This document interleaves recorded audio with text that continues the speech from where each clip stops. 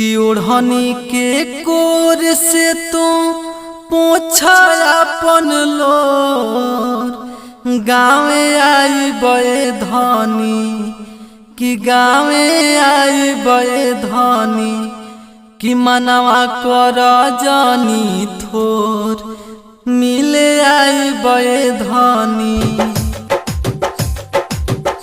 ओढ़नी के कोर से तू पोछा अपन लोर गाँवे आई बे धनी। ओढ़नी के कोर से तू पोछा अपन लोर गाँवे आई बे धनी। तू मनवा कर जानी थोर मिले आई बे धनी। तू मनवा कर जानी थोर मिले